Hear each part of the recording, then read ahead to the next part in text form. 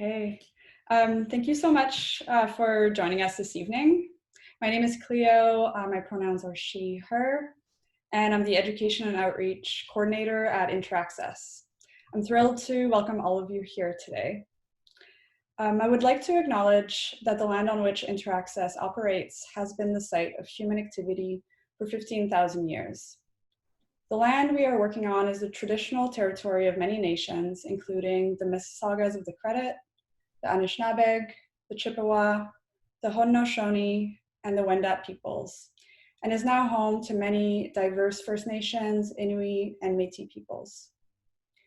This acknowledgement is a small step in the larger necessary movement towards decolonization in light of centuries of violence against Indigenous communities. I would also like to address the ongoing violence against Black communities and to affirm that Black lives matter. On Saturday in Toronto, 3 peaceful protesters were arrested during a Black Lives Matter action in Toronto. So yeah, sorry, I repeated my Toronto. As an arts organization, we value people over monuments, and we stand in solidarity with those protesters. You can follow Black Lives Matter Toronto on Facebook for updates and call to action. It is essential that we as individuals, professionals, and organizations stand up against individual acts of racial violence and take concrete actions to dismantle systemic racism. Thank you for joining us today for the workshop, A Queer Guide to GIF-making by Alex Jensen as part of Vector Festival. I invite you to check out the website 2020.vectorfestival.org for the rest of the programming, which finishes in a few days. There's still some events left. And please follow along with us on social media using the hashtag #VectorFestival. There are a couple of upcoming events that I would like to flag. Tomorrow at 3 p.m., we are hosting the panel You Need Protocols, Working with Indigenous Culture in the Digital Realm, which will feature a discussion between Megan Byrne, Elijah Forbes, and Taylor MacArthur. And I also encourage you to check out the page for COVID Fashion, a performance event that will close the festival on Thursday evening. There's a call for participants live on the page. We're inviting everyone to create and share your creation. It can be masks, social distanced outfits. It's like a fashion show opportunity. And so this party will be the closing event, and it will finish with a virtual dance party. In terms of technical information for today's workshop, we're pleased to be offering live captioning. So if you're interested in having live captioning, you can press the closed captioning at the bottom of the Zoom screen and click Show Subtitles, and the closed captioning should appear. And you can also make them bigger or smaller by hitting the subtitles settings. So we're also recording this event, as I mentioned at the beginning. Feel free to leave your camera off or keep it on. But please try to remember to mute your microphone if you're not speaking. And this is a relaxed environment, so feel free to unmute yourself if you have a question, want to make a comment, or you can use the chat, which I'll keep my eye on. And I'll be here for the duration of the workshop if there are any technical issues. And now it's my pleasure to introduce you to Alex Jensen, who will be running this 2-hour workshop today. Alex is an early career multimedia artist living and working on the unceded traditional lands of the Lekwungen and W SÁNEĆ peoples in Victoria, BC. He primarily works with image-based media, and his practice engages themes of memory, popular media, relationships, and queer identity. Through his work, Alex explores ideas of the self and aims to create a space for both contemplation and connection with others. So thank you so much, Alex. You can take it from here. Perfect. Cool. Thank you for the introduction, Cleo. So my name's Alex Jensen. I use he, him pronouns. I'd also like to acknowledge at this time that I'm broadcasting from the unceded traditional territories of the Lekwungen and W SÁNEĆ peoples, who have cared for and stewarded these territories that is now known as Victoria for many millennia before any colonial activity took place here. And I'd also like to take this time to acknowledge the continued state-sanctioned violence against the Wet'suwet'en people in northern British Columbia over continued resource extraction projects that endanger both the environment and their well-being on their lands.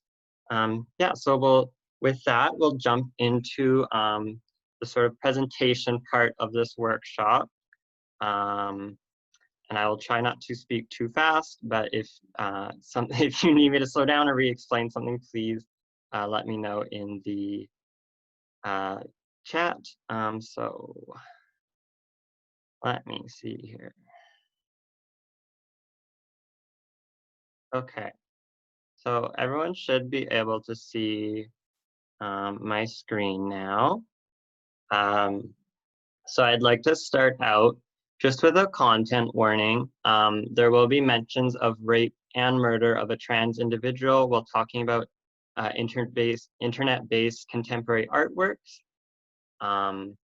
as well as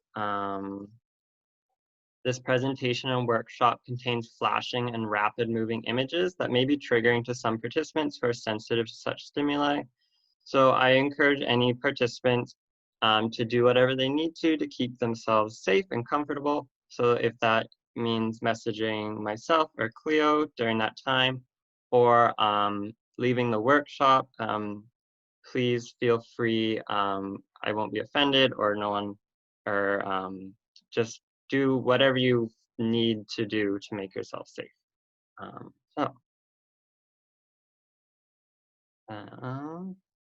So welcome to A Queer Guide to GIF Making. Sorry, let me just rearrange my windows here. Okay.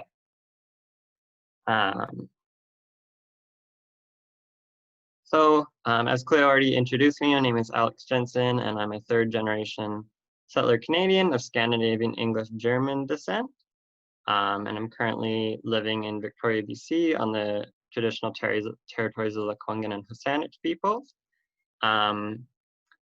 I graduated from Thompson Rivers University in 2017 with a Bachelor of Fine Arts, and I've sort of been practicing throughout the province ever since.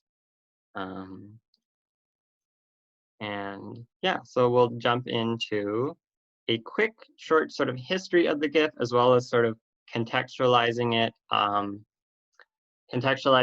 as sort of like contemporary art and how it's evolved in that.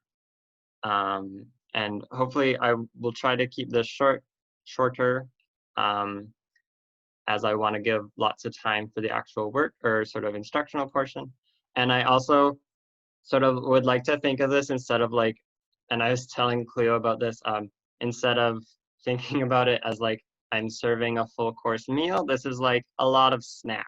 So this is like small bits of information that I won't necessarily dive into, but are sort of interesting, and I will provide like links later on for if anyone wants to do any further reading.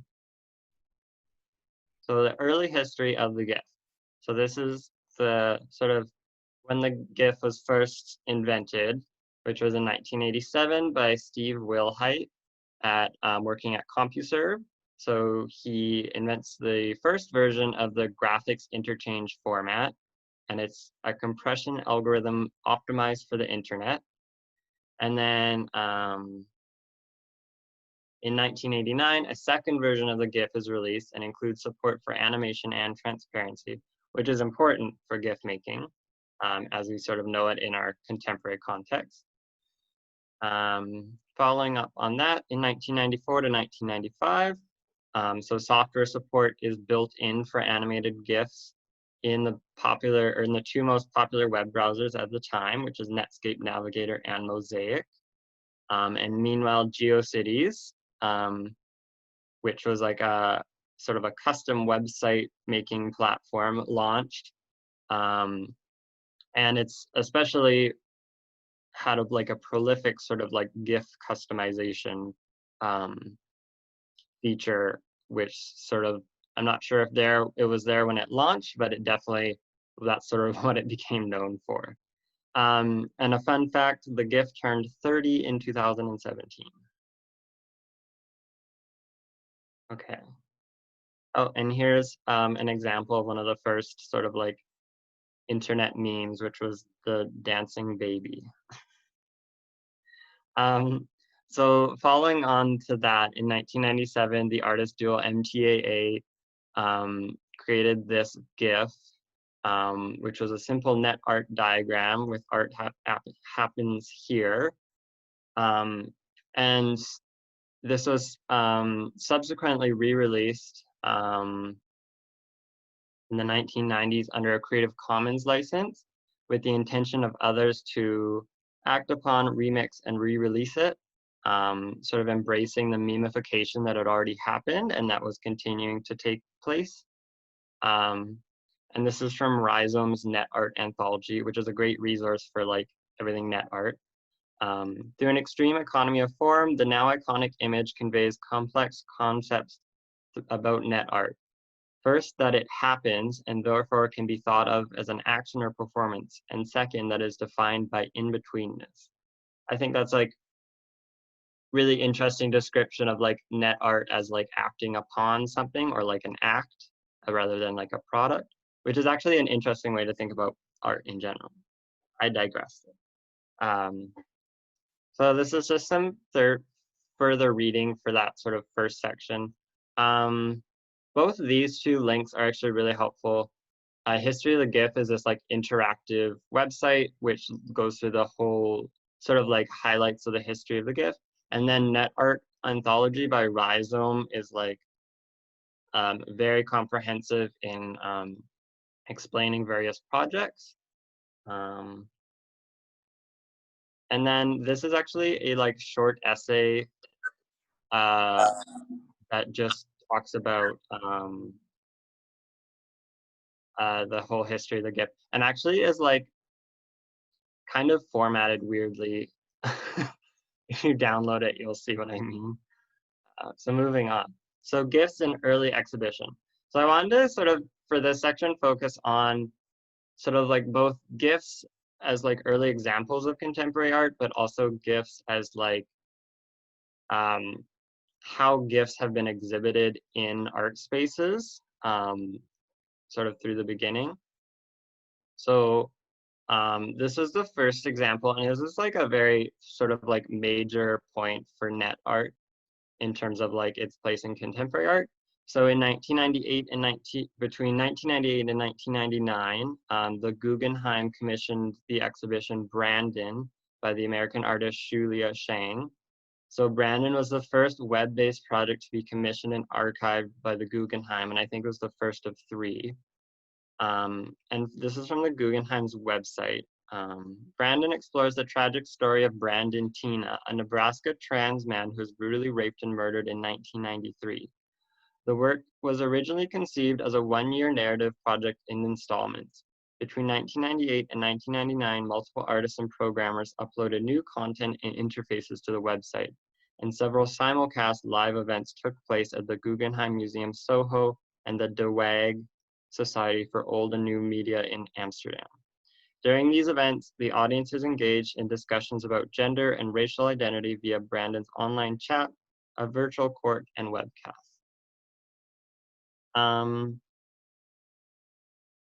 So yeah, this is the sort of like one of the installations of Brandon as part of their Soho video wall at the Guggenheim. And then the other interesting thing is that it actually is like a website, and that's seemingly is the sort of essence of the artwork is the website as opposed to like a physical sort of a physical exhibition of it. So the artist, Chang, worked in New York in the 1980s and 90s, and was sort of one of the first active net art artists in that time. And her work explored a lot about the techno body and queer politics, which is really the focus of what Brandon was looking at. So Chang began this project after reading 2 articles in the Village Voice, one about the murder of Brandon Tina and the other about Julian DeBell's A Rape in Cyberspace, which describes a rape spree that takes place in a text-only chat room. And this is from the Guggenheim website again. Through Brandon, Chang convened an important dialogue about the affordances and limits of the bodies that users construct online, and highlighted the persistence of gender-based oppression in a seemingly liberatory context of the net. So continuing with another statement from the Guggenheim. By the end of the project, Brandon had become a complex website with 5 interfaces: Big Doll, Road Trip, Panopticon, Move Play, and Theatrum Anatomicum. Overall, the site encompassed 82 pages and pop-up windows and featured a wealth of historic and current personae, stories, court cases, and avatars surrounding LGBTQ+ discourse, as well as chat logs and other traces of Brandon's live events between 1998 and 1999. So recently, in the last few years, the Guggenheim actually undertook a project to update and restore the web interfaces for Brandon, which is really interesting because that's like an interesting sort of like facsimile of like how physical pieces like have to be maintained throughout their like storage. In that Brandon, the website, which was put up in the late 90s, by the late 2010s had basically broken down just because of web standards changing. So sort of like Brandon then they had to go and like re-update it, but it is like a live website. So if anyone's interested in checking out, you can find that through the Guggenheim or through this URL here. I think it's accurate as well. And it's quite interesting. So moving on in terms of exhibitions, I'm gonna briefly go over 3 sort of ones that were highlighted as part of that a history of the GIF. So these are 2 GIFs first from Marissa Olson's the GIF show, or the animated GIF show, which was at RX Gallery and sort of like loosely associated with Rhizome magazine. And then 2 years later, Lauren Pachak curated graphic interchange format at the Bond Street Galleries. And this was interesting as well because the GIFs could be purchased as sort of like prints by the public in an unlimited edition. And then as well in 2009, Steph Davidson and Leslie Preedy curated Save for the Web for X-Space Gallery in Toronto. And that website is still active. However, as well as these 2 other, the GIF show, as well as the graphic interchange format, all 3 of these shows sort of show the ephemeral nature of net art, especially in the early 2000s, as little documentation actually exists of them.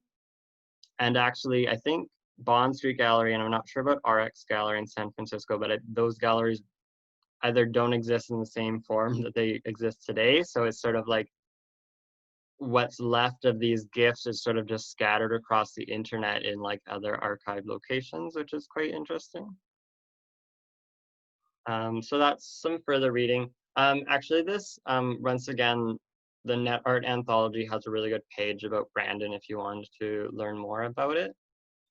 And then as well, these are some of the links for the other exhibitions. This is actually the website for that exhibition from, that was at, X-Space Gallery. And it's very early 2000s. It's quite hilarious. So GIFs is contemporary art.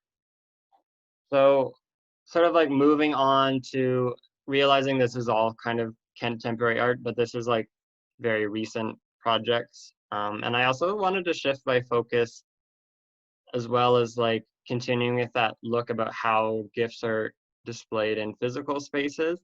And sort of like this like blurry line between GIFs and video and photo and like where they sort of exist at that intersection. I had to use this reaction GIF because it was very funny.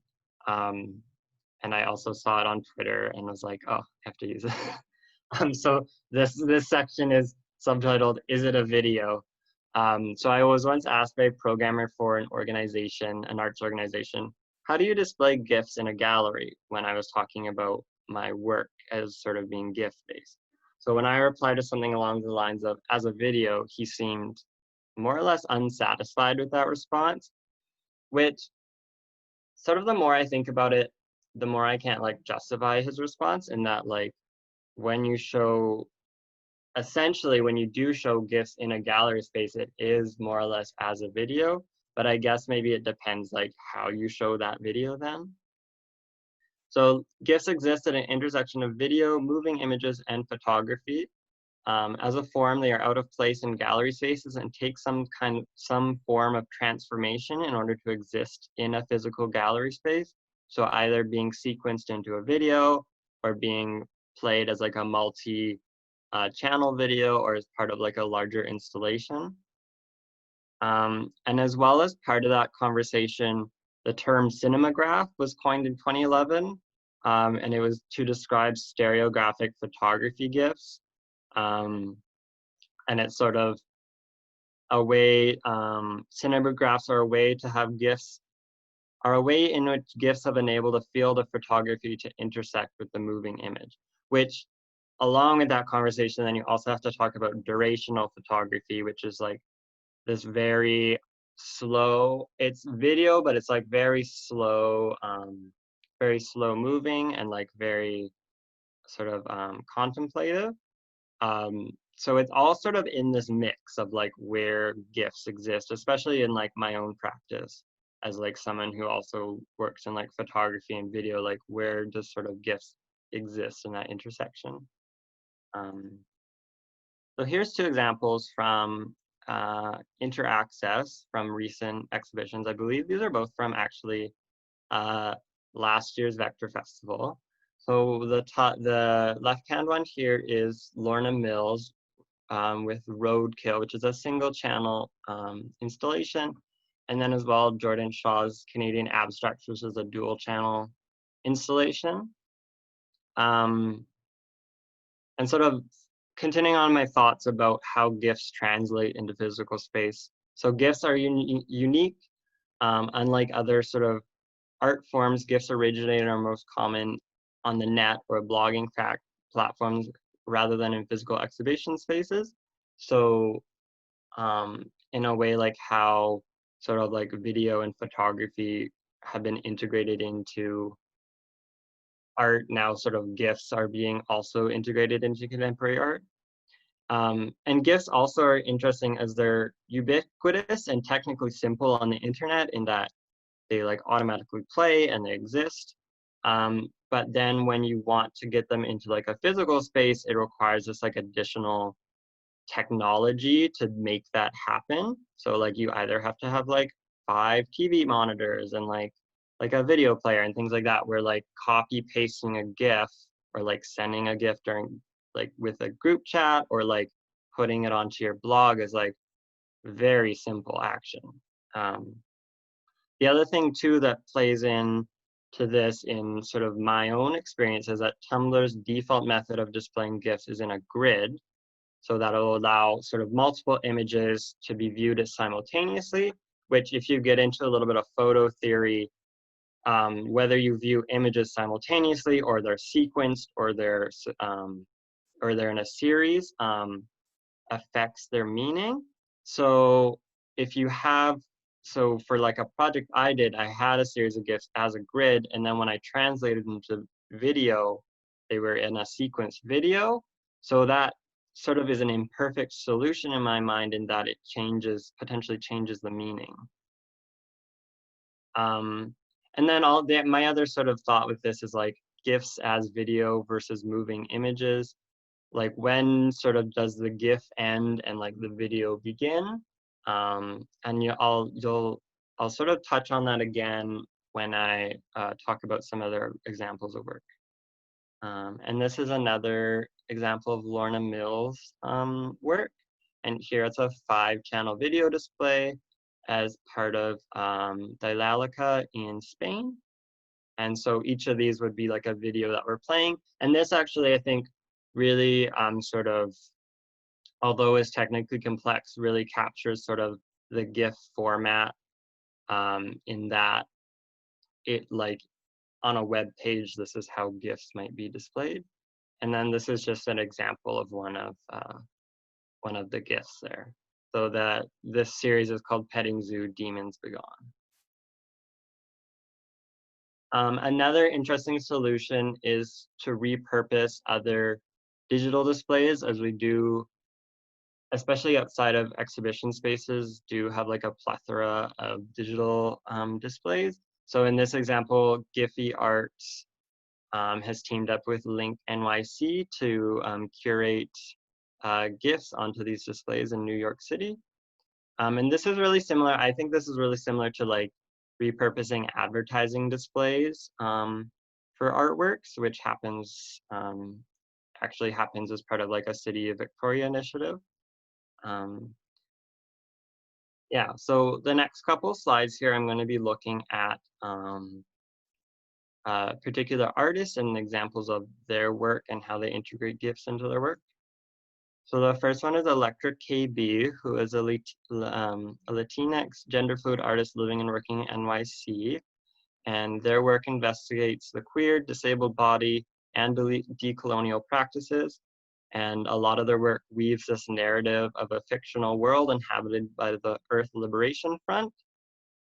And Electric KB seems to inhabit this, there seems to be kind of two camps that I found, and I'm sure there's a lot of in between here, but in which artists sort of like integrate GIFs into their work. So like Electric KB integrates GIFs into their work as sort of like part of video as well as part of their installation. So in a way, the GIFs are interchangeable with the video and like installation pieces, where other artists like the GIFs are like a separate project, basically. And with this image of this like flying uterus, when Electric KB was asked about this in an interview, their response was they couldn't find a GIF that already existed of this, so they decided to make one themselves, which I find quite interesting in the whole conversation of like multiplicity of GIFs, but like clearly like not all GIFs have been made yet. And then this is just a quick excerpt from Anna McCarthy writing on Electric KB's Cathara series that I thought summed up her work really well. In that spirit, I offer the hope that the heretic Cathara warriors succeed in their struggle, and that one day they will decolonize our world, taking the signs off of bathroom doors, making us dance, hovering around us as the filaments fall from our gaping mouths, and we reach catharsis.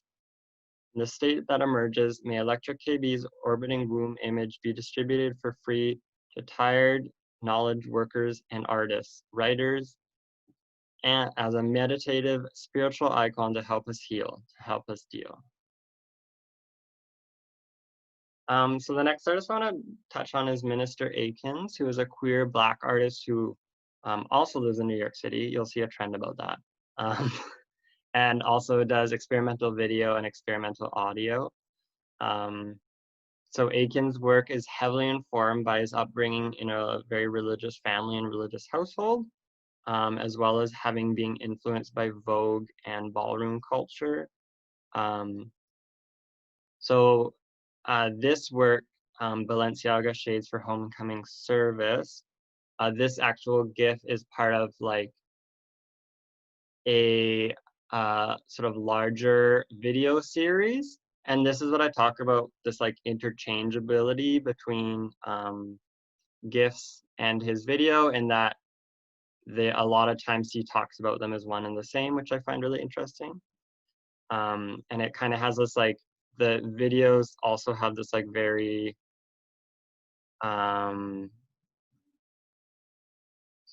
they have this like very GIF sensibility in which this video, the way it's cut is like very much like looping sort of short sequences. And another work that I didn't include here, but his work in Overcast on Palm Sunday #1 grapples with the challenge of opposing views of African-American church and a queer gender identity, and sort of like breaking that down and sort of pushing against it. So quite really interesting work. Also, like as a sound artist, his videos have like this amazing soundscape. So yeah, definitely very cool. And I'll drop a link to that one video here and at the end, and it's like check out his work for sure. So the next artist I want to touch on is Kat Fraser, or Catherine Fraser, is the Black queer designer and artist working in California. So in 2014, she began the Tumblr animated text, which has become quite acclaimed sort of in the internet realms, and is basically a reaction to her graphic design training, which emphasized clean design principles. And she really wanted to lean more towards the early 2000s GeoCities aesthetic about this like highly customizable and tacky text. And this project also has a relationship to its audience in that she takes requests about what people want to see animated. And through that, she like wanted to empower people who don't feel like they are designers or artists or creative to have this ability to like create these like GIFs and like customizable like images, similar to like when GeoCities came out, and like people who weren't necessarily like website designers or like artists could still have these like very flashy websites. And I really like this. I feel like this describes like my sort of like where I want to go. Maybe not interior design, but like I am a designer. So the next artist is Irma Fiend, who's actually is an animation company, and it features work from the queer artist Lee Friend Roberts. So as you can see, this is like very this is an interesting example, as it's kind of, I don't want to say commercial, but it's like very much like a GIF as a commodity, which is very interesting. And then this as well with Kat Fraser's work are examples of works where the GIF art really is more distinct and separate rather than being integrated into like video or something. So these are like GIFs or like stickers that are available through Giphy to use. And then also, I didn't include it here, but Irma Fiend has a pretty large like self-portrait series in which they like sort of, it's a little bit of body horror, but they like dissect their own body and sort of their relationship to their body through like these like endlessly looping like spinning GIFs where like body parts are sort of like floating around. It's very yeah, it's quite interesting in terms of like also the context of like queerness and like the queerness of bodies. And then this is like sort of another like readily available sticker that they have available. Yeah, so, and this is like these are links to either articles that these artists were featured in and sort of contextualizes their work a lot, and then as well as like interviews where they talk about their work. Yeah, and we'll keep going here. So I couldn't do this presentation without changing gears a little bit. I couldn't do this presentation without including a section on the debate between the pronunciation of a GIF, as I say GIF with a hard G, as opposed to J with a GIF, which I'll get into here. And I also, there's like a plethora of memes and like GIFs about it. So in 2013, the creator of the GIF, Steve Wilhite, actually came out and said that people are wrong in pronouncing GIFs with a hard G. It should be a soft G. So end of story. And I actually remember at the time, this is a funny reaction to it, but I remember at the time actually being part of the Tumblr community and sort of like people being like, well, he's wrong because it's GIF with a hard G. And the text in this says, you invented the graphic interchange format. You didn't invent the way letters are pronounced. Letters existed before your format. I find quite funny and also very snarky. But this is actually the post that I remember seeing on Tumblr in like 2014, where it was like a reaction to this news. And then this is a GIF here from the Avengers, and it says, it's Nick Fury saying, "I recognize the council has made a decision, but given that it's a stupid ass decision, I've elected to ignore it." So that's sort of where I also sit in terms of this debate, in that I think it's GIF with a hard G. GIF is peanut butter, which brings me on to this last funny slide about this actually happened, I think, last year or this year, and it's basically Giphy teamed up with the peanut butter maker Jif, and then on this it says, "If you've ever called GIF a GIF, we forgive you." So definitely there's like two very distinct camps here, and I think quite a number of people fall into the hard G rather than the soft J. And then these are some just some further reading. And once again, I'll have like a master list of all these links if anyone's interested at the end.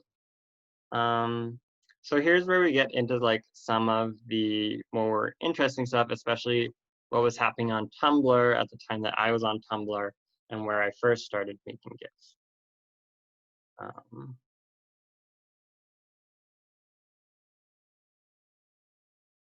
Whoops. Sorry, I seem to have this slide twice. Okay. So like I argued when I was first sort of creating this workshop that, why is that there? Sorry. I argued when I first created this workshop that like Tumblr had a cottage industry of GIF making, and that there are like all these sort of like unknown creators contributing to like small individual people contributing to this sort of larger sort of like industry of like GIF production that existed on Tumblr. And then to my sort of not surprise, but sort of glee, Anna McCarthy, who writes quite a lot about GIFs and net art, in her Craft of Peering essay, links the work and labor to making GIFs to the artist through the process of craft. So they're both this like process of crafting something. So the know-how of crafting the GIF, whether it be using your mobile phone or creating an animation through Photoshop, requires specialized skills and self-tested techniques to manipulate and ensure that GIFs are compatible with strict social media specifications around file size, while still ensuring the highest quality. In this way, the GIF maker is similar to a found footage filmmakers carefully crafting and splicing together their creations. And so sort of a bit of context with that too. In 2014 with GIFs, Tumblr had like a megabyte limit. I think it was only like 2 megabytes for GIFs or something. So there's like very specific techniques in like getting rid of colors, as well as like getting rid of extra frames in order to like optimize these GIFs for file uploading. And so like through that, like McCarthy's really recognizing this like very sort of like specialized skill set that these people developed. Another sort of aspect that McCarthy describes as sort of GIF's peripheralness to art is through this active peering. So if this labor is easy to overlook, it is because reaction GIFs acquire meaning only through circulation, in the sharing through which one user speaks to another. The actual maker of the GIF remains an anonymous practitioner, a gleaner who moves rhythmically through the giant archive of moving images online, pausing only to isolate the perfect facial expression or an ineffably apt gesture and release it, looped and passed her into the digital ether. So it's sort of like these so talking about like as like a cottage industry again, it's like these like unknown sort of like producing these GIFs that sort of like and releasing them onto like Tumblr in particular. And then I wanted to like touch on the act of peering again and sort of like that act of like isolating images. And sort of like throw that back to some research I did in my graduating year around the otaku subculture in Japan and America, and especially how it interacts with anime. So part of Tamaki Saito's otaku sexuality, he describes otaku behavior as set apart from normal sort of like fan or like fanatical behavior by this act of possession, as Saito describes it. So otaku appreciate their fiction by producing new fiction, making works that they love their own by reproducing it. So I believe in this context, he was talking about Mobile Suit Gundam anime and sort of like recreating these small figurines and like that being the act of possession. But I also interpret that as like GIF making and like making GIFs from anime scenes as like an act of possession and acting upon media. So that's the main difference is otaku act upon their fiction and media versus just passively consuming it. And then GIF making in particular is interesting as it mediates this process of like looking as well as acting upon by allowing the isolation and repetition of scenes and like scenes of minutia or machinery, sort of like frame by frame and then reassembling them into these compact moving images of just that scene. So it really works to like isolate scenes from video, which is what McCarthy was talking about in her previous essay, as well as in her essay where she talks about another essay, which I think is called sorry, I don't have this in front of me here. I think it's like visual pleasure of GIFs, in which she talks about like GIFs and GIFs of like these like hypnotic qualities of like machinery moving and sort of like that like isolated movement, which I really sort of harken back to like a lot of GIFs from anime are just like of this minutia of like machinery and like background scenes moving rather than like of action necessarily. And sorry, my slides just got out of order here. So this one last slide I wanted to talk about superplanar and superflat theory, which was part of this research I did as well. So Thomas Lamar in his essay Otaku Imaging, it's from the chapter Otaku Imaging from Thomas Lamar's The Anime Machine. So Okada's superplanar imagery theory, superplanar imagery and otaku perception, which Okada talks about both, is this recognition that anime imagery is multi-layered and information dense. So in this mode of looking, the otaku or the person sort of working on the images recognizes individual elements as non-hierarchical. So they sort of investigate everything in the image, not just what's sort of happening forward at the very forward of the image. And sort of this like breakdown, I'll play this again here. So there's this like breakdown of this anime image kind of illustrates that in that it's like, in a lot of ways, that's what the eye, this like otaku perception is doing, as it's breaking down this imagery. And then as well with Tamaki Saito talking about otaku in his essay Otaku Sexuality, Takeshi Murakami's superflat art also works on these principles, in which superflat is like a plane where the eye or camera cannot exist but contains layered context and information. So it's a condensed field of information. So then once again, I interpret this sort of through GIFs, and that GIFs are these multi-layered, very information dense, but very compact packages that exist. And also exist as a way to like operate upon media.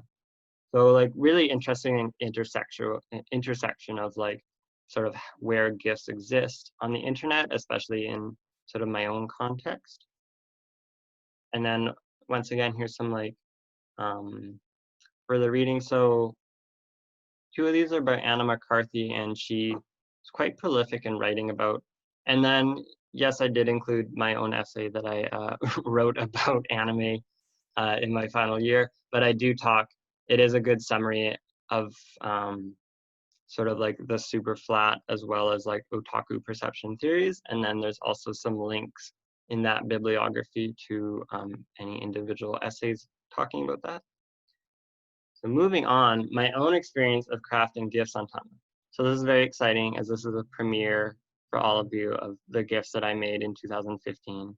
And also, I also wanted to talk a little bit about sort of my own queerness in relation to these GIFs.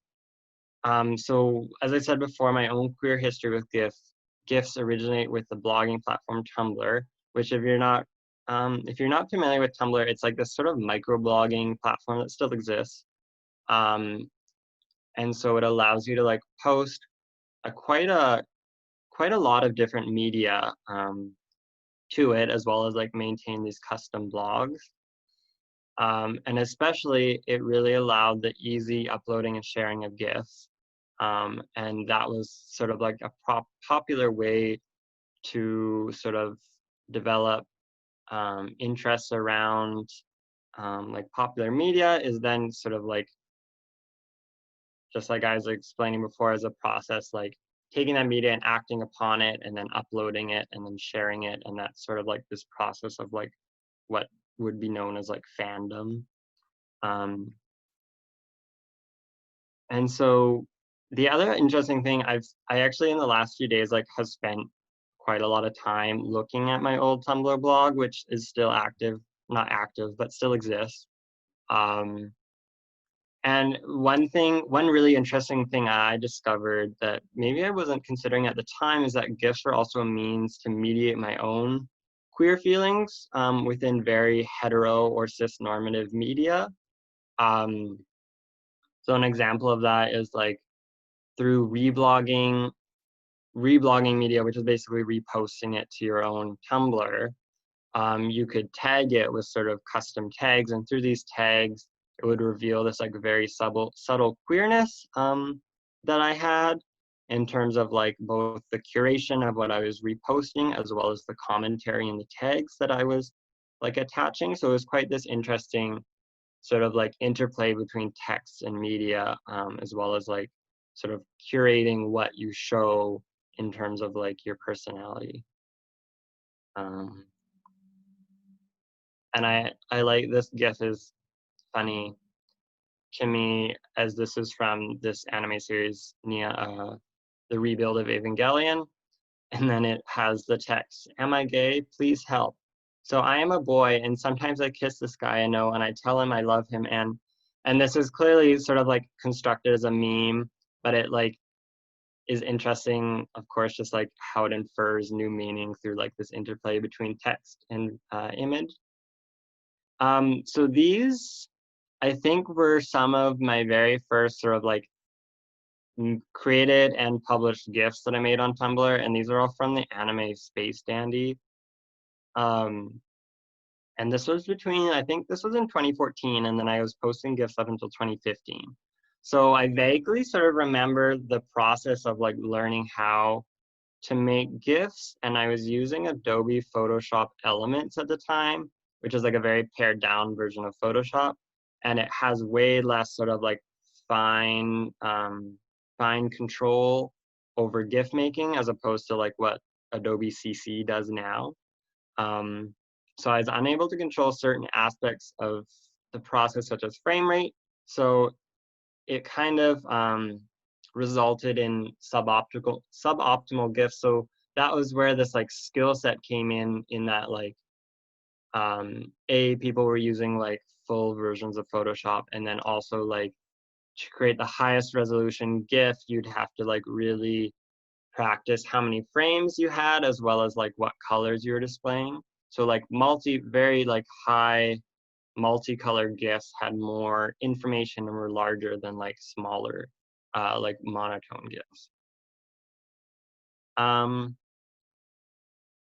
So like many, of course, I think it almost exclusively, like many people on this platform, I was making anime GIFs. So this one is specifically from the Rebuild of Evangelion. And then this is interesting. This is interesting as like this sort of anime would return to influence my work later on, which I'll touch on.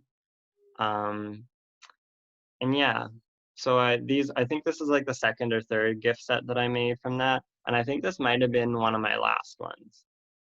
One of the things with making GIFs that I found is that someone else always does it better. So I don't think I was very encouraged by the process as well as what was sort of the end product. And I think around that time too, I was starting to sort of leave Tumblr. So my GIF making was sort of more or less short-lived. But it did return in a big way to influence my artwork. And it didn't take that long to return either. As in 2015, I created this project called Sad Anime Fan, which took direct influence from this anime by Anno Hideaki Neon Genesis Evangelion, which was just the same series that I was just talking about with the GIFs. So this sort of began this exploration of popular media and sort of this recreation of it or acting upon that still exists in my practice today. So basically, these are 3 still images that are being shown on TVs. So in a way, they're like a facsimile of video, but they're only stills.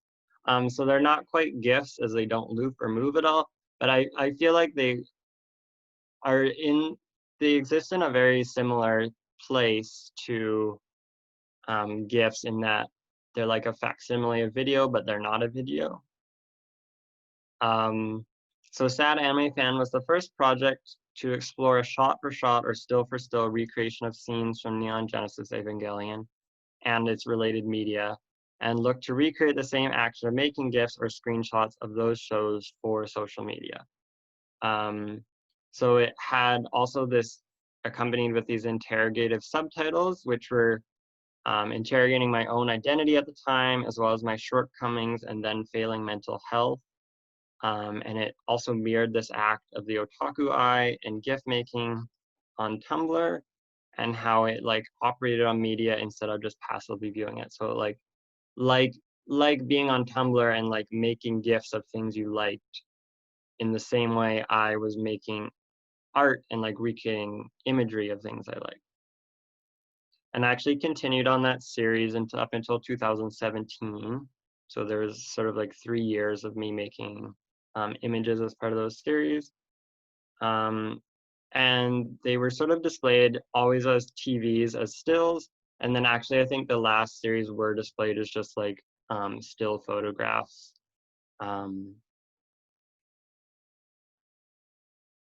Okay, so the next sort of important series also happened around 2016, 2017. With my Wave series, which has become a really important vector for exploring my own queer identity, as well as processing a lot of like these latent queer feelings from my adolescence. So from my artist statement here, the first Waves is a recreation of the repeated scenes of waves crashing against the beach featured in Anno Hideaki's Neon Genesis Evangelion. Originally imagined as a series of GIFs, the short clips of repeating waves are paired with yellow italic subtitles, which narrate an internal dialogue about angst, anxiety, and self-doubt. The images echo the low-resolution GIFs that are popular in online cinema, television, and anime fans, and are prolific on platforms such as Tumblr. So I originally imagined this series as a net-based series only, and it would only exist on my online portfolio. And it wasn't until basically encouraging from my advisor at the time that I included them as part of my actual physical exhibition, which is kind of where that transformative process I was talking about at the beginning or near the beginning came in, because I originally imagined these as a grid, but sort of being an art student at that university, there wasn't sort of that like technical like ability necessarily. So these ended up becoming like a looping sequential video, which was projected on the floor. But yeah, it was this was my like first foray into like making GIF work, and I actually kind of found it funny how I ended up making them as I made them as GIFs, but I also exported them from Photoshop as videos, which is something you can do apparently. So I was like making videos through Photoshop instead of like using actual video editing software. And these images were really inspired by these like very sort of like mesmerizing and like contemplative GIFs of waves that that were on Tumblr at the time. And I really like wanted to like recapture that imagery of the waves. So I actually have, in 2018, I continued the Wave series with Waves 2. And oh, the other thing actually that I wanted to add about these waves, sorry, I'm gonna go back for a second, is that these GIFs were also being created at a very formative time for like my queer identity, in that around this time was when I was really coming out as a gay man and also coming out to my family. And so I'd been in like, already was in a relationship with my current partner at the time. And then as part of like this upcoming exhibition that like a lot of my extended family was going to view, it was like sort of this like, I don't want to say like ultimatum, but it was definitely like a now or never in a lot of ways, in which is like, well, I should like let them know now, because like never before had sort of like these two personal lives sort of were colliding, in that like both like my life at university and then like my extended family were also sort of like meeting each other for the first time. And so in another way too, like never before had my personal life and art practice never felt so intertwined as well, in both like the context of like this art starting to interrogate my own identity, but also like how important my identity was to the artwork. So which in some ways this explains the decision in my next project to integrate these queer narratives directly into the same sort of format of waves.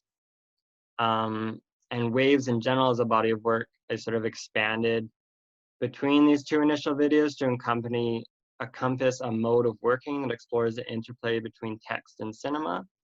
And so this actually second wave series, although very still GIF inspired and inspired of the first, were actually from start to finish where it was only made as a video series, but definitely, and that's sort of where like a lot of my questioning about like where does a GIF end and a video begin, because in this like wave series, so much of it is like interchangeable between GIF and video.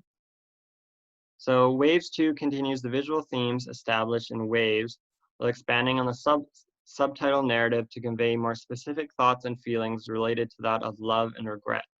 The thoughts expressed reflect on specific feelings and events. The disembodied narrator speaks directly to the viewer about their reflections on a past romantic interest.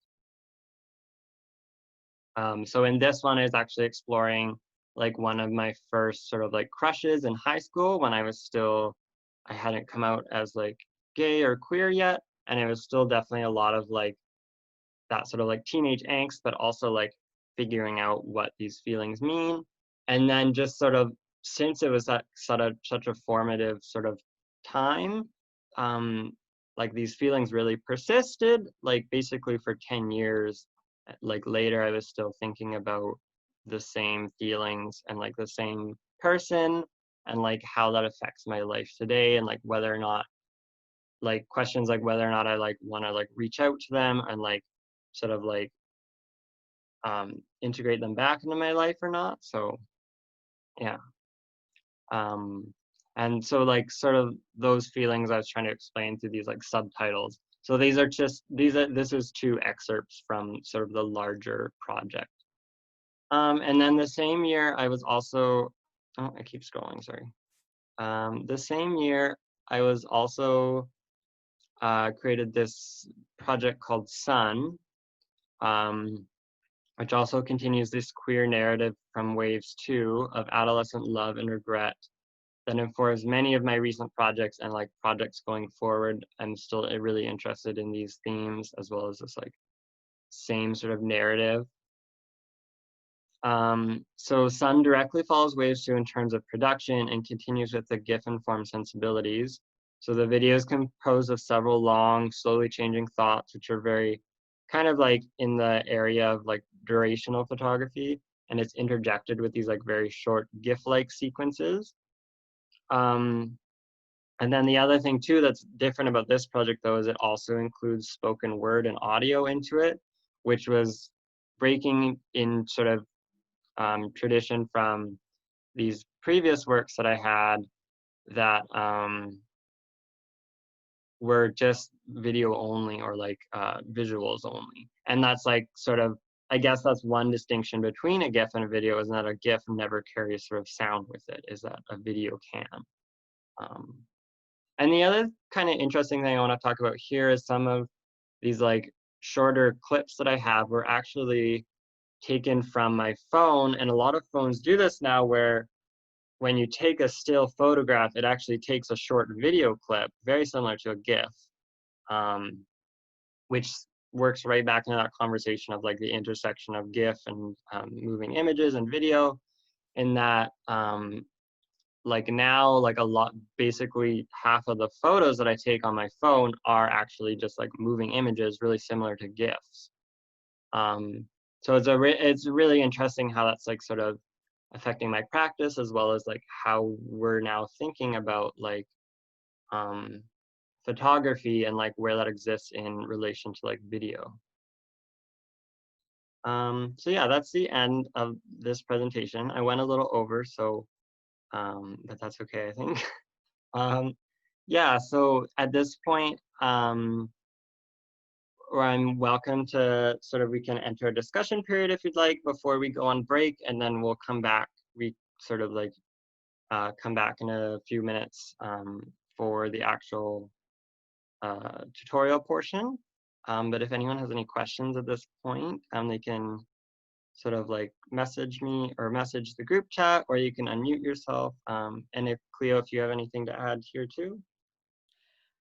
Yeah, maybe this is a good time to take a little break. Yeah, that sounds great. I And if just like feel like I talked everyone's ear off here. no, it's great. So good to get like a presentation, you know, on your work and on the history and go in depth, not just little snacks, but actually like in-depth snacks. Okay.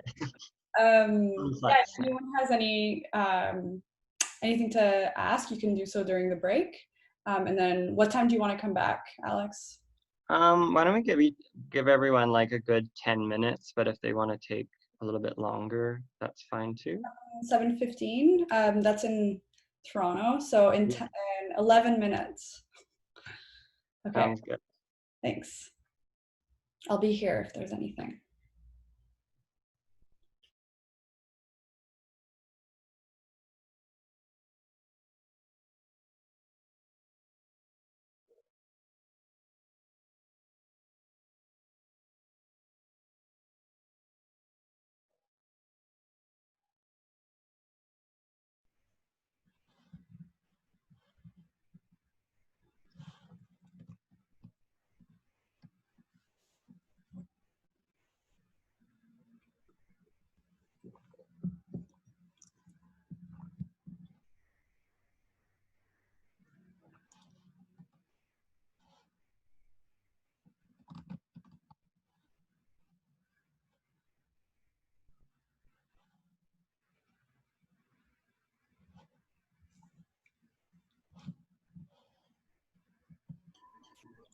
You can probably go ahead, Alex.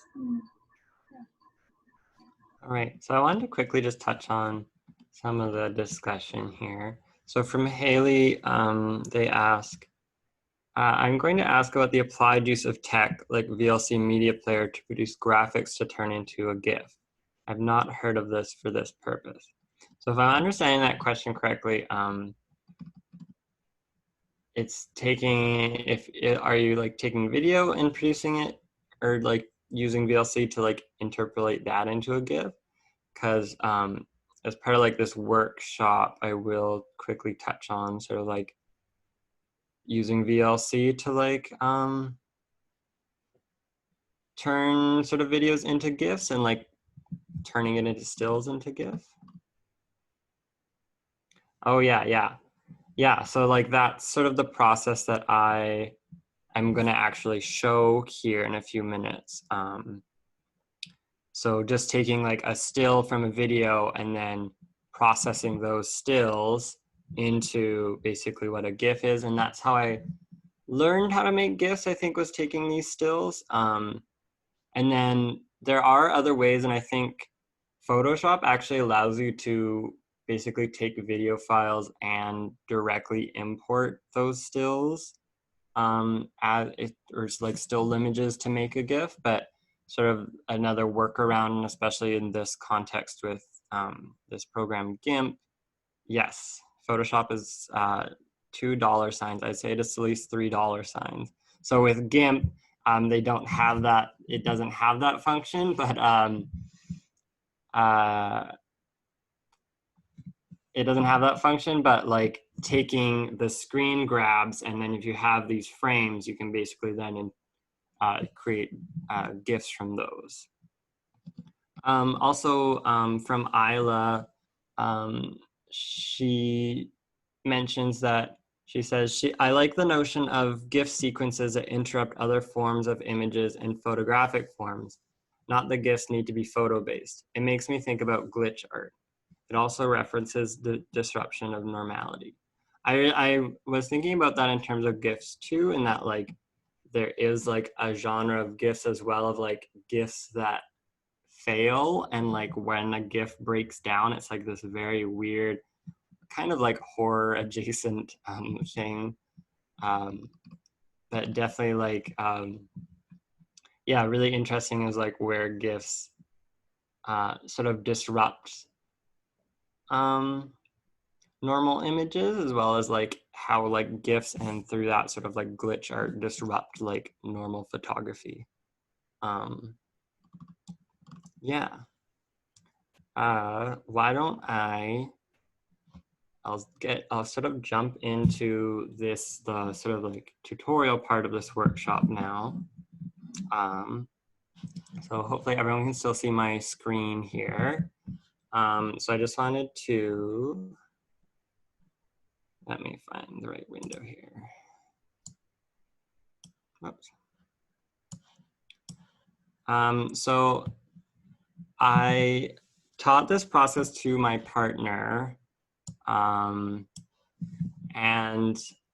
these, so as sort of like practice for this, and I had to show off these GIFs because I've never been so proud and ashamed at the same time. These are the GIFs that they created. Hilarious. Clearly a memer in the works here. And then as well, here's just thinking about sort of like inspiration for maybe what sequences you want to make. Not necessarily part of this tutorial, but maybe taking this knowledge forward. And then this is one where I added text into the GIF. And the text reads, being gay and liking cars are two things that don't go together, which I found is true.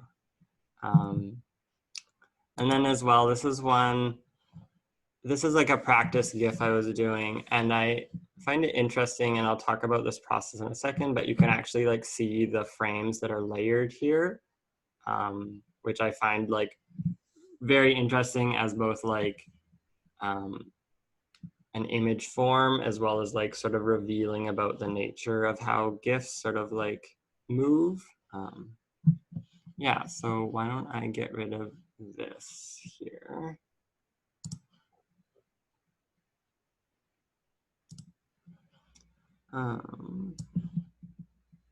So if anyone wants to follow along, I encourage that on their own computers. And the other thing I was going to do here is I'll just drop a link. So, whoops, I message, sorry, hold on. There we go.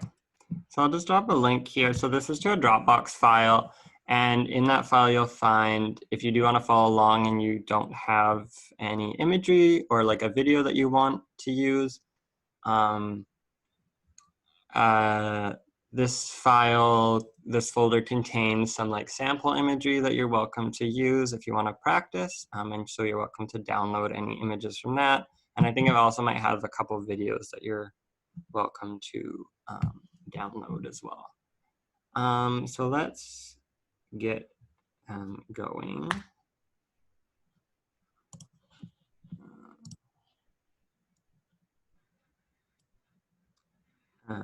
Okay. So how to make animated GIFs in GIMP from video files. So I'm mostly gonna, as part of this tutorial, I'm gonna focus on how to make, as Haley was asking, how to make GIFs from like captured stills as opposed to like making animations in Photoshop. And actually originally, and this plan fell through a little bit, but I was gonna, the animated banner that I've had throughout my presentation, I was actually gonna like show as part of that process of how to make that, because I actually made that in Photoshop. I feel like I have to like, that's like a little bit sinful in the context of this workshop where we're using GIMP, but I made that in Photoshop and it's like animated through Photoshop. So it's a lot of moving of layers and things like that. So I'm not gonna show that today, but of course, if you have any questions afterwards, you're welcome to reach out. So yeah, where to start? So basically you'll wanna find a video that you wanna make into an animated GIF. And if the video is on a website such as like YouTube or something that's like a streaming website, you'll have to use like a service such as like savethevideo.com or like another video saving service where you can download and copy the video. So I already have my video downloaded that I want to use, but let's say I didn't. Say, oh, save on foods, no. Savethevideo.com. So basically you'd copy and paste the URL into here, and then it would allow you to download it, and you can download it in like 720 or 360p. I don't know if anyone needs to do that now or if they just want me to keep going. We probably can keep going. Yeah, this will be a whistle stop tour here. And then basically what you're gonna do is using a program such as VLC, you're gonna screen grab a series of still frames, which then you're gonna sort of recollect into a GIF. So what you wanna do is you can use a program such as VLC. There's other programs too that allow you to do screen grab. So like, I believe if you're using a Mac, QuickTime should be able to do that. And yes, I can show the screen grab procedure. And I will also let people know that if they're a little more technically advanced, maybe they're familiar with VLC already, that you can set VLC to automatically sort of like save frames for you, but it is a little more complex. So I'm gonna show you sort of the easy way here. So what we're gonna do is we're just gonna find our media that we wanna screen grab.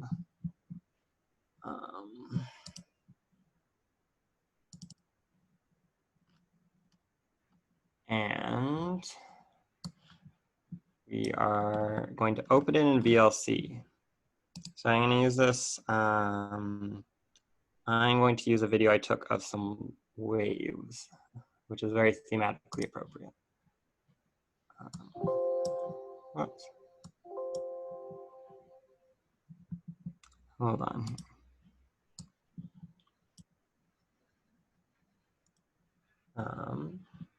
So let's get back here and mute that.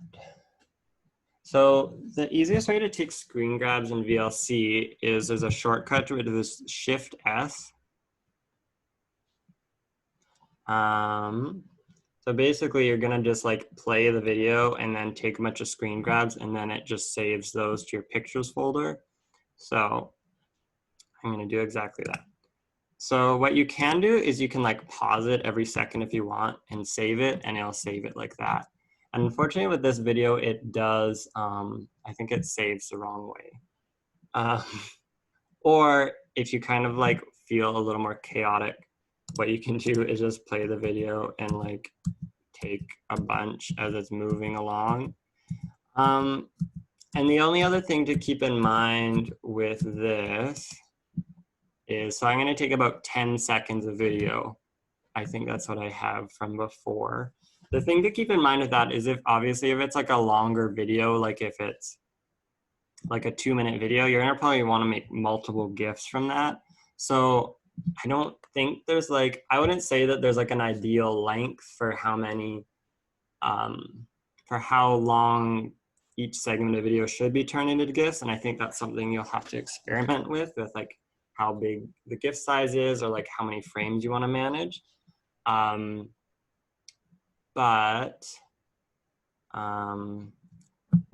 Yeah, so we're gonna start with 10 seconds though. So once that's done, what we can do is we can then go and find our picture folder, which will probably be very messy. It is.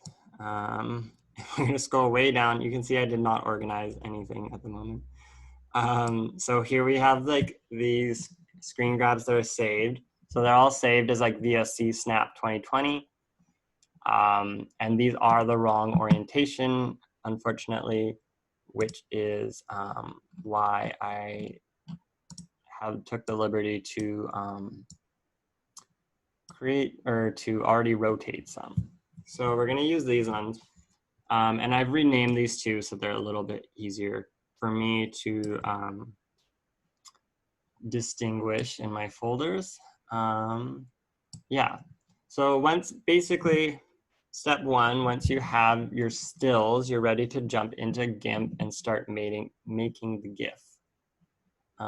Before I move on though, does that sort of make sense, or does anyone have any questions about sort of like using VLC like that? Seems like everyone's on the same page. Great. Okay, so let's get rid of this.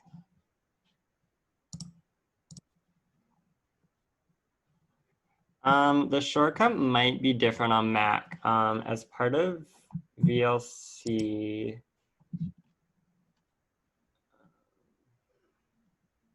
yeah, as part of VLC, there is a shortcut menu. I think under Tools and Preferences, you'll end up with this, and then you can look at hotkeys, and then this should show Shift F not working for me. Okay, I would say you'll want to open, if you're using VLC, you can open your preferences and just take a look to see, because it might be different on Mac. Oh, perfect. Command Alt S. So yeah, on PC it's Shift S, but it should say, and you can remap it, I believe, too, through this menu. And there is also like a menu option as part of VLC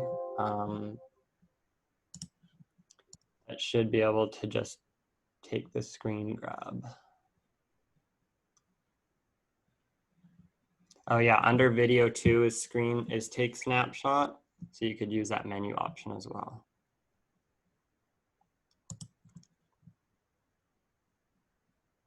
Okay, yeah. So we're gonna open up GIMP, which is GNU Image Manipulation Program. And we're going to, keeping in mind where those frames saved, we're gonna open them up now. And the easiest way to do this, and this is really, I think this shortcut exists in GIMP but doesn't necessarily exist in Photoshop, is we're gonna open all the files as layers. Oh, Haley says that Shift S worked. Perfect. Great. Okay, so we're gonna get this here. And I'm just gonna navigate to find where my images are. Great. So once you're at this point,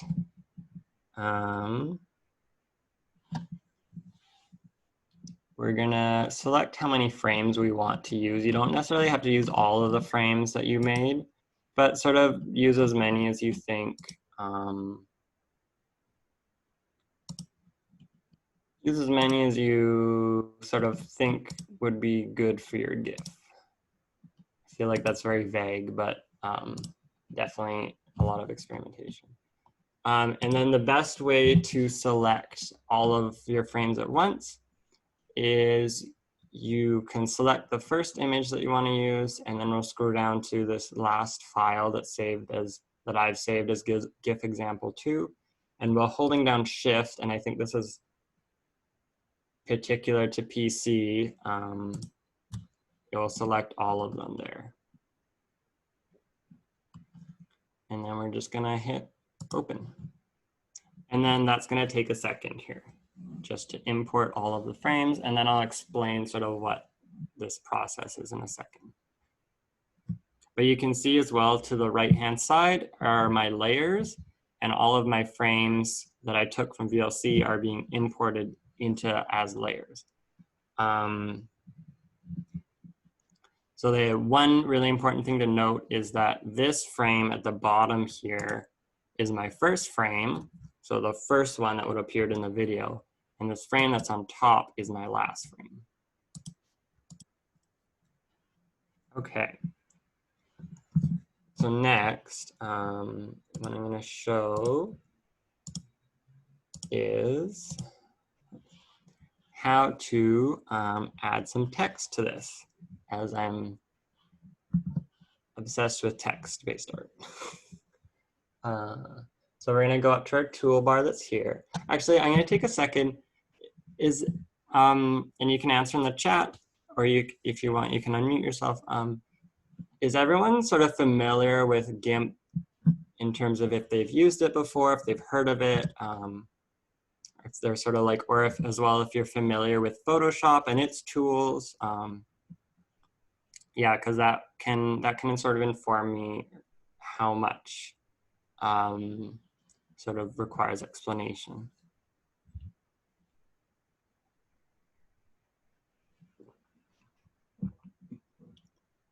Okay, I'm taking the silence as everyone is a Photoshop expert, which is great. Okay, so we're gonna be up at our toolbar here, and we're gonna select the text tool. And we're gonna add some text here. And this is a little bit of a process, and this is definitely like an extra step, because at this point we could actually just export the video. We could export these frames at this point as a GIF and it'd be done. But I thought I'd make it a little more complex. So why don't we, I'm gonna just select with this area tool where I'd like to type. And then I'm just gonna change my text color to, I don't know, like this yellow. And then it should be typing. There we go. And I do everything in Arial bold italic, so very design forward. So basically now you can add whatever text you'd like. Oops, and it changed back the color. So let's go back.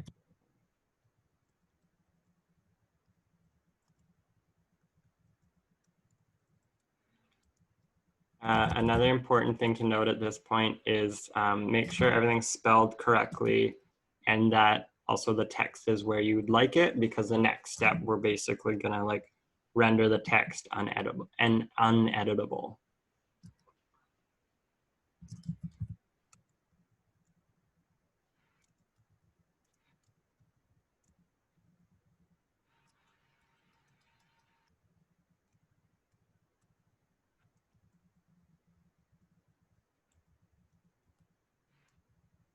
So I put the text, I've been thinking about water a lot lately, the water surrounding me.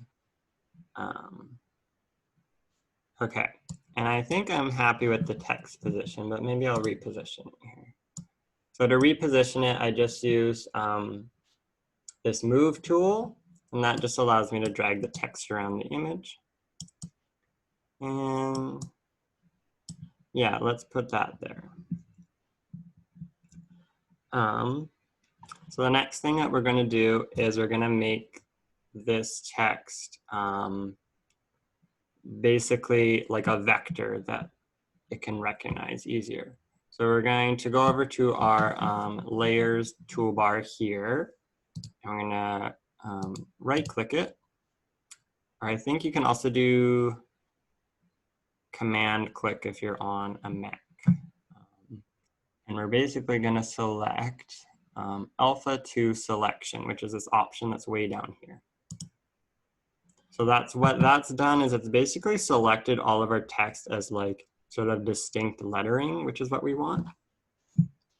The next thing we're going to do is we're going to make a new layer. So to do that, we're going to go up to layers here, and we're just going to go new layer.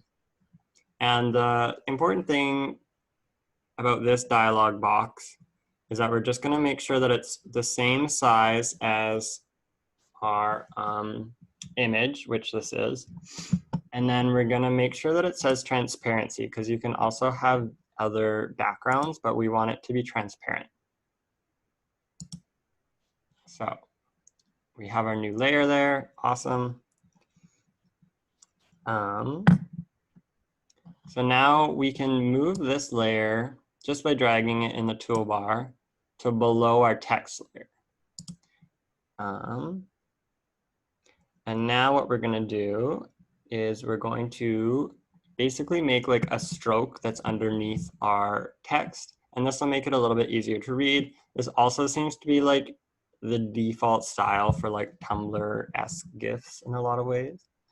So we're going to go up to select, and we're going to select this thing that says grow.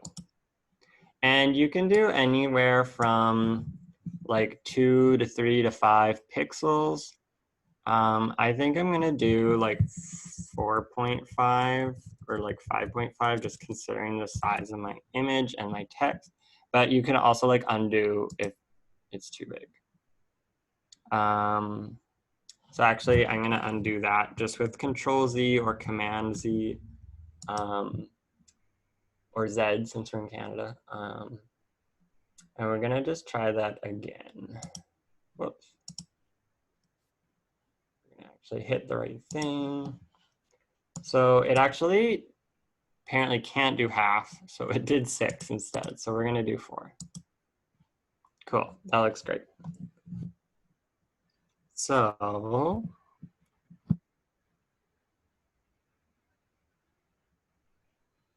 okay. I see your question there, Haley, so I will address that afterwards. Okay. Yeah, let's take a look at VLC afterwards here. So next, what we're going to do is we're going to make sure we have we're going to make sure our transparent layer is selected. So you can just do that in the layer selection bar. And then we're going to make sure that the foreground color is whatever you want your letters to be stroked with. So like I kind of want mine to be backed by like black, but actually why don't we do for fun like a really navy blue. And then we're going to select the fill tool, which is this bucket fill tool, which looks like a little bucket. And then basically with our selection, we should just be able to fill it. Perfect. So now basically what that did is if I get rid of this text here, it's created like an outline of our text that's slightly larger beneath it. So now it's an outline. So the last thing that we're going to do is that we're just going to merge these two layers together so that they're one. So you can do that by right-clicking on the layer and then just go merge down. So now it's all one. Okay. So the next thing that we're going to do is And this is sort of one of the ways that this process is different in GIMP, in that I think in Photoshop there's some like additional tools for sort of putting this text on multiple frames, but in GIMP what you'll basically have to do is manually put this text on each and every frame that you want it to appear on.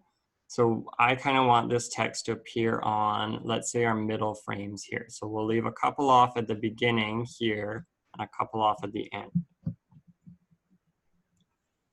So we can basically select our text layer with Control A or Command A on Mac, and then Control C or Command C on Mac. And then holding down Shift, I'm going to select this layer here.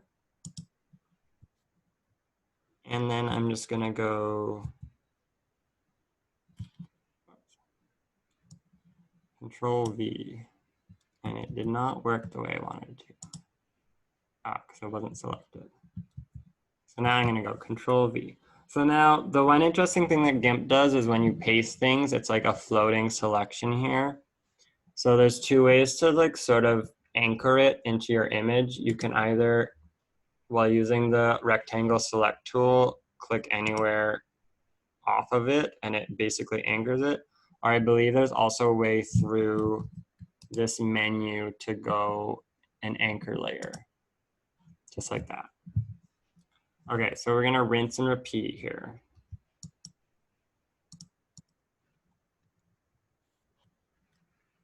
Whoops. I'm gonna make sure too that the layer that we wanna operate on is selected.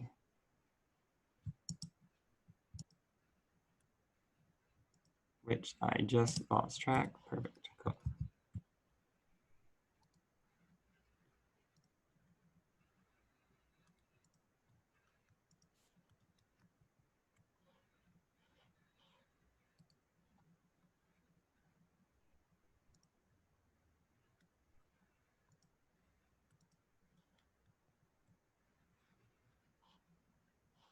So once again, you can just anchor it by like clicking off of it using the rectangle select tool.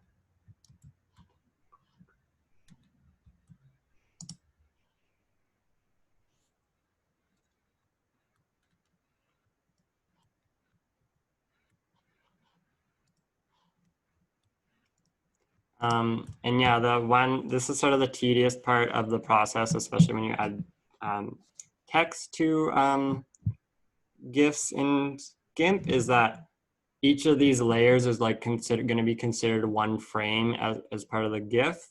And so for each frame that you want that text to appear, you have to put the text on that layer, on that corresponding layer. So, and I think there are some like sort of like plug-in shortcuts that you can download and install into GIMP that will automatically do this process for you, but I just wanted to sort of keep things simpler so that people wouldn't have to like download additional things.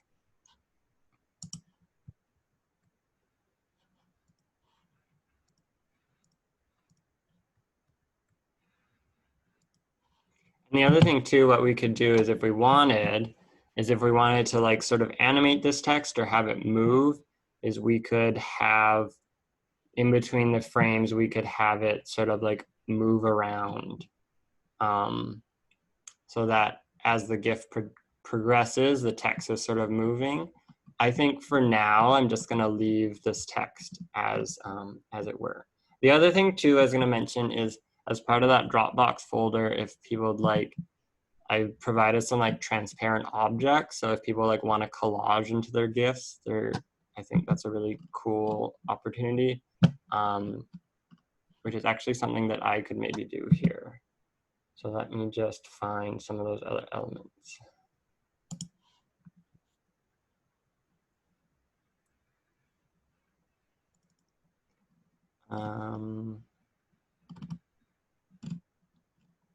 Let me find this here.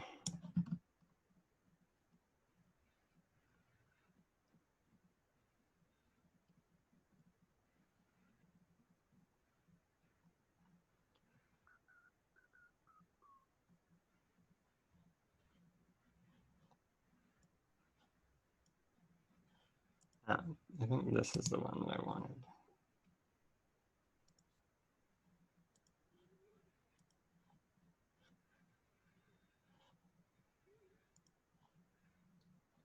Cool, so this should be might not be transparent. But this is the same process in which I'm going Control A and then Control C, and then you can just go back into your other file. Okay, so it's not transparent. So I will quickly show you how to make objects have a transparent background. So we're just going to take this, what was this, sorry. This is the fuzzy select tool. I think it's also called like magic select. And I basically just selected all the white here.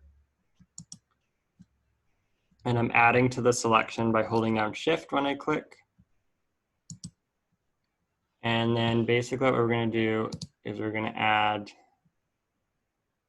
a new layer, which we're going to make sure is transparent. And we're going to put that underneath. And then we're just going to hit delete here. Oops, making sure that we're on the right layer.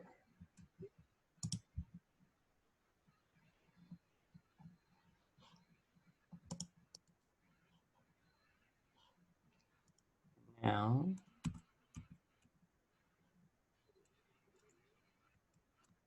it is not cooperating. Perfect.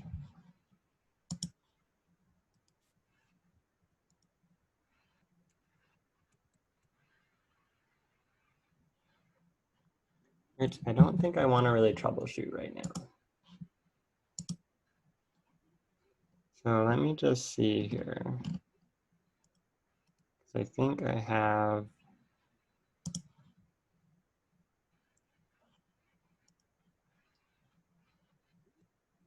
yeah, so this one's transparent. So this will work. Oops, and it's also very large.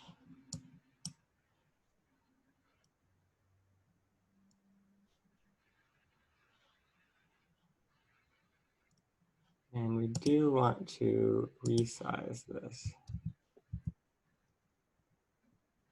I'm actually just going to do in here.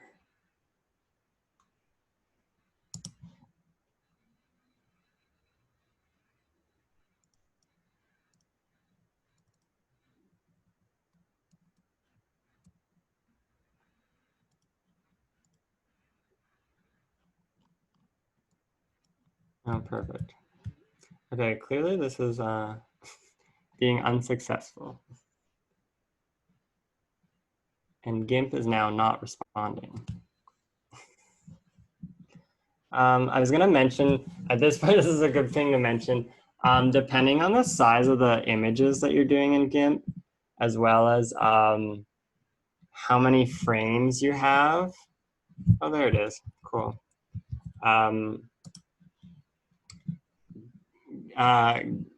GIMP may become unresponsive just because like the more frames you have, the more layers you have, and the more layers you have, the larger the file size. So it definitely adds up. Okay, so we finally have our collaged element in here. And once again, it's a floating element. So we're going to anchor it. That's perfect. And then we're going to move on to our next frame. And since I'm just need the text again, I've just reselected the text layer. And then reselected this layer I want to operate on. And then just Control V. And then we're just anchoring it. Okay.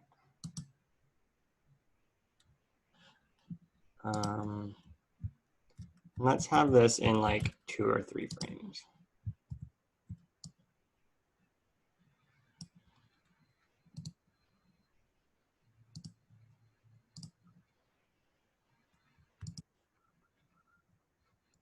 Okay, so once again, just copying that from my text layer and pasting it. Ooh. Making sure that it's visible and just pasting it onto this layer here. And then since I'm making things a little more complicated, for this easy tutorial, Let's do that. And then let's forget about that little box and just do the rest of the text.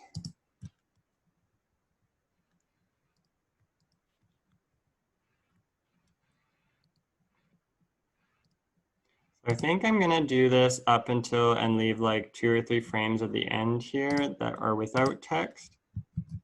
I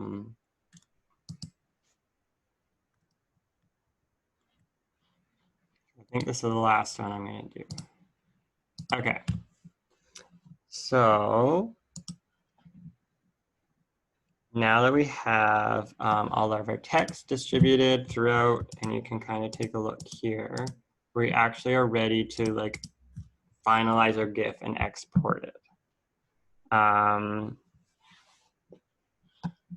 So the one thing I want to do before you do that is, since each of these layers is going to be 1 frame, we're going to want to delete our text layer so that it doesn't show up as a frame in the animation. So you can basically just delete the layer there, and then we'll just have our frame.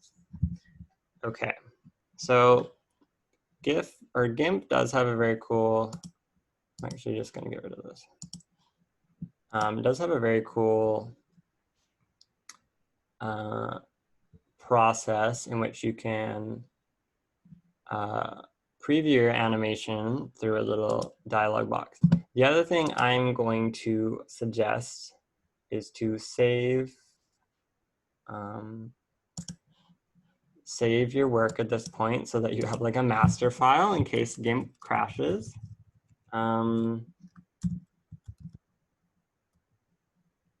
So let's do that. And GIMP saves as an XCF format, but you can also export it as PSD, like for Photoshop, if you're moving in between Photoshop, or if you wanted to like play around with it in Photoshop as well. And so to save as like a Photoshop file, you just have to go export as and then select PSD. But you can move in between GIMP and Photoshop. They don't have total feature set sort of parity, but there is quite, like, the files will sort of work in either. Okay, so why don't we're going to go to animation. So we're going to preview our GIF. We're going to go to animation and then playback. And it opened a window in the screen you're not seeing. Cool. So this is like pretty big, and I should have had a smaller image file, but that's okay. So we're just gonna size it down. So there's a few things that are going on in this little dialog box. First of all, you have like the size as well as your playback speed, and then you have a couple other options. So you have frames per second, which is gonna be your frame rate of how fast the GIF plays. And then you also have these 2 options for 1 frame per layer or cumulative layers. And that's basically how the frames are going to stack on each other when they show that animation. So the difference being is that 1 frame per layer replaces it, and then the cumulative layer sort of builds it up. So that one GIF example I showed where you could see the building of frames, that was cumulative, where if that was 1 frame, you wouldn't have that same effect. So I think here we're just going to do 1 frame per layer. And this is where this isn't sort of where you export it, but you're sort of testing it out. So we're gonna reload the image, which very coolly opened the wrong window again. And you're gonna wanna do that anytime you like adjust these settings here, is you'll have to reload your image with this little icon. So let's start playback. Haha. So it seems like it's working, and it looks like it's pretty good looks like it's a pretty good frame rate. So I could, 10 frames per second is the slowest that you can have here, but there is a trick to make it slower. But let's try 12 frames per second. So I do unfortunately need to reload my image. So that looks like a little bit too fast. So yeah, let's stick with 10. So let's remember, so you're basically at this point, we'll just have to remember these settings because we're gonna exit out of this playback. And now we're going to actually export it. With the frames per second too, my advice for people is just that I don't think there's like an optimal frame per second because there's a lot of variables, but I would say just like test out the GIFs. So test out exporting it at different frames per second. I think there's like a lot of variables, and even in terms of like the playback speed, because it seems like certain browsers or like certain like systems in your computer will play it back at different rates depending on the frame rate. So to export our masterpiece GIF, we're gonna go export as, and we're gonna go select file type, and we're gonna scroll down to GIF image. And we're gonna click export. And it's gonna come up with this dialog box that's here. So the most important part is if you're making an animation, because remember that GIFs aren't necessarily all animated. But if you're making an animation, we need to make sure we have that selected. So there's a few options here. You can loop forever, or you can actually make GIFs that only loop once. I believe Photoshop 2 has the ability to make GIFs that only loop like 3 to 5 times. We're gonna delay, this delay between frames directly corresponds to our frames per second we were just talking about before. The sort of relationship between that, and our frames per second is, well, the higher the frames per second, the sort of faster your GIF is going to be, like the speed of playback. With this, the higher the milliseconds, the longer each frame is going to be, so the slower your feedback, or the slower the playback. So 100 milliseconds corresponds to about 10 frames per second, and I think, I always get messed up here. I think 50 milliseconds would be about 20 frames per second. So I don't have like a conversion chart for you, but sort of like with that sort of inverse relationship. So I think that I'm actually gonna do about 110 milliseconds. And then this frame disposal is what we was just talking about with the cumulative versus the replacing. So I'm gonna do one frame at a time. And then I'm gonna make sure these two are checked off, and that just ensures that both of these are sort of enforced when they export it. Cleo just said too that we can, if anyone is following along and making a GIF, more than happy, or I'd love to see them at the end so we can all share them. Or the other option would be to share them on social media and tag you, Alex. Is it First Raver on Instagram? Yes. Yeah. Vector Festival as well. Just because we're like wrapping up soon. Yeah. The time is kind of coming. Oh yeah. But let's save this. Let's finish saving this GIF, and then yeah. Perfect. Sounds good to me. So we're gonna export, and this part's a little bit like kind of hairy scary because like pretty consistently once you click export, GIMP will say that it's not responding, and that seems to be a normal part of the process. So we just have to wait now as it sort of figures itself out. I think partly too is I'm using pretty large, like relatively large image files. And so A, probably we couldn't upload these to Tumblr, unfortunately. And B, with GIMP, it's just like handling more data. I think though that the image files, for people who are like interested, the GIFs that I've been making are about 12 megabytes, which is like a fair size, but not huge. And then the other thing I was going to mention with that is there's some like options as part of the filters that you may have seen where it talked about optimizing for GIFs. And basically what that's doing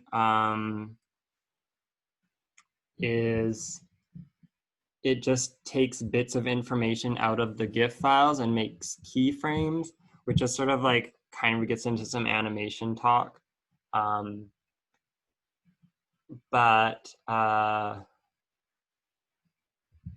where was I going with that? It doesn't, when I was using it and trying it out, it didn't seem to like meaningfully impact the size of my GIFs. So I sort of haven't been using it when I've been making the GIF files. Okay, so GIMP is still not responding. That's fine. That's a normal part of the process. So I'll just take this second here. Haley had a question. So they asked, can you show us how to put a URL into VLC Media Player to play from the net? I believe it or not, I have not figured this out. Incidentally, I was able to download the video with DLC, but it no longer does this. I'm not sure why. So if I'm understanding correctly, I think there might be a feature in VLC where you can play videos from the net, but basically what I've been doing is I download the video using like a site like savethevideo.com, and then it's a video that exists on my computer. And then so then I open that video up that exists on my computer from in VLC to take the screenshots. Yeah, so like maybe I wasn't totally clear with that. Once you have the file downloaded, you like can find it in your downloads, or if you have like a video on your computer already saved, you'll want to open that up in VLC. So yeah. But basically, I mentioned that like downloading part because there might be like videos. Obviously, like since this is like fan based, this is people would be taking videos from like YouTube or like other streaming sites to like do this.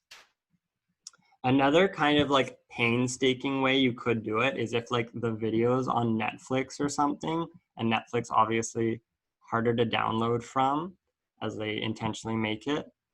You could sort of like painstakingly like pausing your Netflix video, take a screen grab using like a macOS utility. I think like there is a macOS screen grab tool, as well as I think QuickTime is able to do it. So you could do that and basically compile a series of frames and then take that into GIMP. Basically, you just need a series of frames to make the animation. So the frames could be from anywhere.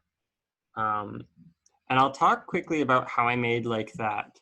The animated banner is I actually like in Photoshop moved the elements around and then saved each of those as a frame before then importing them back in and saving them as like a GIF and compiling them into a GIF.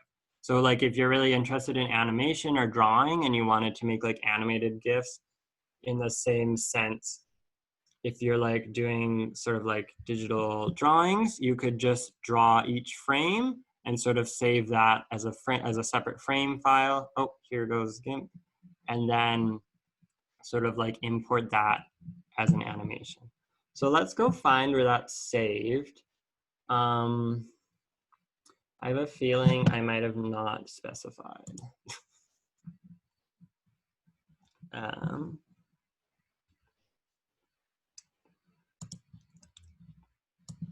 So it should be in this one. Oh, here it is. So let's take a look at this. So yeah, there we go.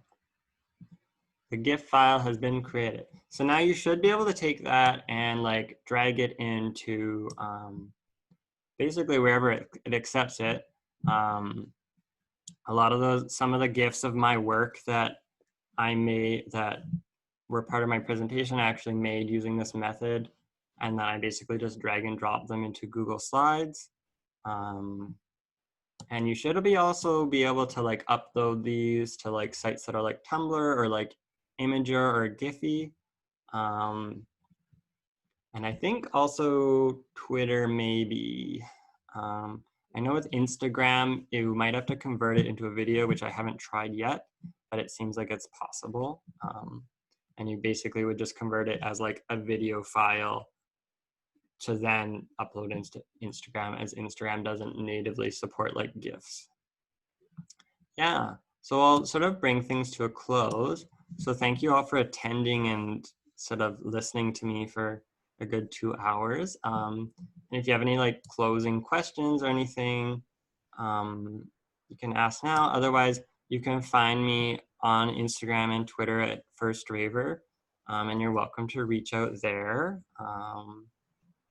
Yeah, I don't know. Your email as well. Yeah. To everyone. So yeah, if you have any questions, feel free to email me, feel free to email Alex. And thank you so much, Alex, for this workshop. And thank you so much for everyone for being so attentive. And we hope to see you again soon. Yeah. Yeah. Make a bunch of GIFs. Yeah, make GIFs and share them on social media, and we'll post them. Thank you so much. Thank you, Haley.